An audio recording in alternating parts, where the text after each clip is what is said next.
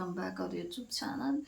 ಇವತ್ತು ಏನು ವಿಶೇಷತೆ ಅಂದರೆ ಮದರ್ಸ್ ಡೇ ಅಂದರೆ ತಾಯಿಯ ದಿನಾಚರಣೆ. ಆ ಕುರಿತು ಒಂದೆರಡು ಮಾತಾಡೋಣ ಅಂತ ನನ್ನ ಮನಸ್ಸಿಗೆ ಅನಿಸ್ತು. ಎಲ್ಲರಿಗೂ ತಾಯಿಯ ದಿನಾಚರಣೆಗೆ ಶುಭಾಶಯಗಳು. ಎಲ್ಲ ತಾಯಂದಿರಿಗೂ ದೇವರು ಆರೋಗ್ಯ ಆಯಸ್ಸು ಎಲ್ಲ ಕೊಟ್ಟು ಅವರ ಆಸೆ ಕನಸು ಎಲ್ಲ ನೆರವೇರಲಿ ಅಂತ ಭಗವಂತನಲ್ಲಿ ಪ್ರಾರ್ಥನೆ ಮಾಡ್ತಾ ನನ್ನ ಮಾತುಗಳನ್ನು ಶುರು ಮಾಡ್ತಾಯಿದ್ದೀನಿ.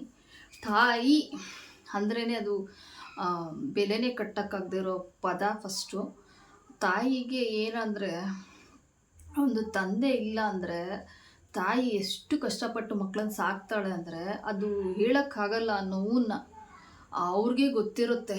ಒಂದು ತಂದೆ ಇಲ್ಲ ಅಂದರೆ, ಅದರಲ್ಲಂತೂ ಹೆಣ್ಮಕ್ಳಿಗೆ ತಂದೆ ಮದುವೆ ಮಾಡ್ದೇ ತೀರೋಗ್ಬಿಟ್ರೆ, ಅಕಸ್ಮಾತ್ ಮದುವೆ ಆದಮೇಲೆ ತೀರೋದ್ರೆ ಎಷ್ಟು ಆ ಮಕ್ಕಳನ್ನ ಜೋಪಾನ ಮಾಡಬೇಕು ಅಂದರೆ ಅದು ತಾಯಿಗೆ ಗೊತ್ತಿರುತ್ತೆ. ಅದು ಎಷ್ಟು ಒಂದು ಜವಾಬ್ದಾರಿ ಅಂತ. ಅಂಥ ತಾಯಂದಿರ ದಿನಾಚರಣೆನ ವರ್ಷಕ್ಕೊಂದು ಸಲ ಬರುತ್ತಲ್ಲ, ಆವಾಗ ಕೇಕ್ ಕಟ್ ಮಾಡಿಸಿ ಸೀರೆ ಕೊಟ್ಟು ಇಲ್ಲ ಗೋಲ್ಡ್ ಕೊಟ್ಟು, ಕೆಲವ್ರು ಗೋಲ್ಡ್ ಕೊಡ್ತಾರೆ, ಕೆಲವರು ಸ್ಯಾರಿ ಕೊಡ್ತಾರೆ, ಕೊಟ್ಟು ಒಂದು ದಿನ ಕೇಕ್ ಕಟ್ ಮಾಡಿಸಿ ಸ್ಟೇಟಸಲ್ಲಿ ಫೇಸ್ಬುಕ್ಕಲ್ಲಿ ಎಲ್ಲದರಲ್ಲೂ ಹಾಕ್ಕೊಳ್ಳೋದಲ್ಲ ನಿಜವಾದ ಹ್ಯಾಪಿ ಮದರ್ಸ್ ಡೇ ಅನ್ನೋದಕ್ಕೆ ಮೀನಿಂಗು ಅದಾಗೋದಿಲ್ಲ. ಹ್ಯಾಪಿ ಅಂದರೆ ಏನು?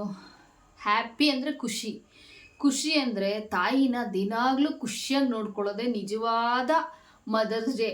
ಒಂದಿನ ಸ್ಟೇಟಸಲ್ಲಿ ಹಾಕ್ಕೊಳ್ಳೋದು, ಫೋಟೋ ತಗೊಳ್ಳೋದು ನಿಜವಾದ ಮದರ್ಸ್ ಡೇ ಅಲ್ಲ ಅಂತ ನನ್ನ ಒಂದು ಅನಿಸಿಕೆ. ಯಾಕೆ ಅಂದರೆ ತಾಯಿಗೆ ನಮ್ಮಿಂದ ಏನೂ ಎಕ್ಸ್ಪೆಕ್ಟ್ ಮಾಡಲ್ಲ. ಗೋಲ್ಡ್ ಆಗಲಿ ಸೀರೆ ಆಗಲಿ ತನ್ನ ಮಕ್ಕಳು ಚೆನ್ನಾಗಿರಬೇಕು ಅನ್ನೋದು ಬಿಟ್ಟರೆ ತಾಯಿ ಯಾವತ್ತೂ ಏನೂ ಎಕ್ಸ್ಪೆಕ್ಟ್ ಮಾಡಲ್ಲ. ಅಂಥ ತಾಯಿನ ದಿನಾನ ಒಂದು ದಿನಕ್ಕೆ ಮುಗಿಸ್ಬಾರ್ದು. ಅವ್ರನ್ನ ಖುಷಿಯಾಗಿ ಇಟ್ಕೊಬೇಕು ನಾವು. ದಿನಾಚರಿನಲ್ಲಿ ಅವ್ರಿಗೆ ಬೆಳಗ್ಗೆ ಎದ್ದಾಗಿಂದ ಸಂಜೆವರೆಗೂ ಅವ್ರಿಗೆ ಮನಸ್ಸಿಗೆ ಬೇಜಾರು ಮಾಡದೇ ಇರೋದಿದೆಯಲ್ಲ, ಅವ್ರನ್ನ ಮಾತಿಗೆ ವಿರುದ್ಧವಾಗಿ ನಡ್ಕೊಳ್ಳೋದಿದೆಯಲ್ಲ, ಅದು ನಿಜವಾದ ತಾಯಿಯ ದಿನಾಚರಣೆ ಅಂತ ನನ್ನ ಒಂದು ಅನಿಸಿಕೆ.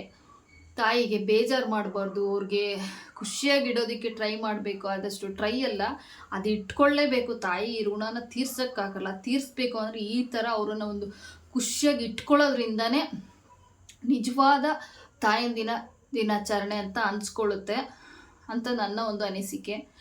ಎಲ್ಲರೂ ಆದಷ್ಟು ತಾಯಂದಿರನ್ನ ಖುಷಿಯಾಗಿ ನೋಡ್ಕೊಳ್ಳಿ. ತಂದೆ ಇಲ್ಲ ಅಂದಾಗ ಆ ತಾಯಿ ಪಡೋ ನೋವು ಇದೆಯಲ್ಲ, ತುಂಬ ಹೇಳೋಕ್ಕಾಗಲ್ಲ. ಅವ್ರ ಕಷ್ಟ ಅವ್ರಿಗೆ ಗೊತ್ತಿರುತ್ತೆ. ಮಕ್ಕಳನ್ನ ಸಾಕಿ ದೊಡ್ಡವ್ರು ಮಾಡಿ ಮದುವೆ ಮಾಡಿ ಎಜುಕೇಷನ್ ಮಾಡಿ ಫುಲ್ ಅವ್ರ ಜೀವನ ಒಂದು ಸೆಟಲ್ ಆಗಬೇಕು ಅಂತ ಆಸೆ ಪಡ್ತಾರಲ್ಲ, ಅವ್ರಿಗೆ ನಾವೊಂದು ನಮ್ಮ ಕೈಲಿ ಏನು ಕೊಡೋಕ್ಕಾಗುತ್ತೆ ಅಂದರೆ ಖುಷಿ ಒಂದೇ. ನಾವು ಅವರ ಮನಸ್ಸಿಗೆ ನೋವು ಮಾಡದೇ ಇರೋದು, ಅದಕ್ಕಿಂತ ದೊಡ್ಡ ತ್ಯಾಗ ಅನ್ನೋದಕ್ಕಿಂತ ನಾವು ಮಾಡೋ ಒಂದು ತಾಯಿಗೆ ಗೌರವ. ಅದು ನಮಗೆ ಸಮಾಧಾನ ಆಗಬೇಕು, ನಮ್ಮ ಮನ್ಸಿಗೆ ಸಮಾಧಾನ ಆಗಬೇಕು, ನಮ್ಮ ಮಕ್ಕಳು ನಮ್ಮನ್ನು ನೋಡ್ಕೋಬೇಕು ಚೆನ್ನಾಗಿ. ಅಂದರೆ ನಾವು ನಮ್ಮ ತಾಯಿನ ಹೇಗೆ ನೋಡ್ಕೋತೀವಿ ಅನ್ನೋದ್ರ ಮೇಲೆ ನಮ್ಮ ಮಕ್ಕಳು ಬುದ್ಧಿ ಕಲಿತಾರೆ. ಅದು ಆಟೋಮೆಟಿಕ್ಕಾಗಿ ಬರುತ್ತೆ. ಅದು ನಾವು ಎಷ್ಟು ಚೆನ್ನಾಗಿ ನಮ್ಮ ತಾಯಿನ ನೋಡಿಕೊಂಡ್ರೆ ನಮ್ಮ ಮಕ್ಕಳು ನಮ್ಮನ್ನು ಅಷ್ಟೇ ಚೆನ್ನಾಗಿ ನೋಡ್ಕೊತಾರೆ. ಇದು ಒಂದು ಸತ್ಯವಾದ ಮಾತು ಅಂತ ಅನ್ಕೊತೀವಿ. ಯಾಕೆಂದರೆ ನಾವು ಏನು ರಿಟರ್ನ್ ಕೊಡ್ತೀವಿ ಅದು ನಮಗೆ ರಿಟರ್ನ್ ಸಿಗುತ್ತೆ. ಈಗ ಬಾಲ್ ಮೇಲೆ ಹಾಕಿದ್ರೆ ಕೆಳಗೆ ಬಂದೇ ಬರುತ್ತೆ. ಅದೇ ಥರ ನಮ್ಮ ತಾಯಿಗೆ ಪ್ರೀತಿ ಕೊಟ್ಟರೆ ಅವರಿಂದನೂ ನಮಗೆ ಪ್ರೀತಿ ಸಿಗುತ್ತೆ ಅಂತ ನಂದು ಒಂದು ಅನಿಸಿಕೆ. ನಮ್ಮ ಮಕ್ಕಳು ಅದೇ ಥರ ನೋಡ್ತಾರಲ್ಲ, ಅದು ಬೇಗ ಅವ್ರಿಗೆ ಮೈಂಡಿಗೆ ಹೋಗುತ್ತೆ. ನಾವು ಯಾವ ಥರ ತಂದೆ ತಾಯಿ ಹತ್ರ ನಡ್ಕೊತೀವಿ, ನಾವು ಯಾವ ಥರ ಮಾತಾಡ್ತೀವಿ, ಅವ್ರು ನಮ್ಮನ್ನು ಯಾವ ಥರ ಮಾತಾಡಿಸ್ತಾರೆ ಅನ್ನೋದ್ರ ಮೇಲೆ ನಮ್ಮ ಮಕ್ಕಳ ಮೇಲೆ ಪರಿಣಾಮ ಬೀರುತ್ತೆ. ಅದನ್ನು ನಮ್ಮನ್ನು ಚೆನ್ನಾಗಿ ನೋಡ್ಕೋಬೇಕು ಅಂತಲೇ ಅಲ್ಲ, ನಮ್ಮ ತಾಯಿಗೆ ಫಸ್ಟು ನಾವು ಪ್ರೀತಿಯಿಂದ ನೋಡ್ಕೊಬೇಕು. ಅದು ನೋಡ್ಕೊಂಡಾಗ ಮಾತ್ರ ಈ ಕಡೆಯಿಂದ ಪ್ರೀತಿ ಹೋದ್ರೆ ಈ ಕಡೆಯಿಂದ ಪ್ರೀತಿ ಸಿಗುತ್ತೆ. ನಾವು ಪ್ರೀತಿ ಕೊಟ್ಟಿಲ್ಲ ಅಂದರೂ ನಮ್ಮ ತಾಯಿಗೆ ನಮ್ಮ ಮೇಲಂತೂ ಪ್ರೀತಿ ಇರುತ್ತೆ. ಬಟ್ ಆದರೆ ಅದೇ ನಾವು ಖುಷಿಯಾಗಿ ಇಟ್ಕೊಳ್ಳೋಕ್ಕೆ ದಿನಾನೂ ಪ್ರಯತ್ನ ಪಡಬೇಕು. ಅದೇ ನಮ್ಮ ಒಂದು ಜೀವನದ ಸಾರ್ಥಕತೆ ಅಂತ ಹೇಳ್ತಾ ನನ್ನ ಒಂದು ಮಾತನ್ನು ಮುಗಿಸ್ತಾ ಇದ್ದೀನಿ. ನಮಸ್ಕಾರ.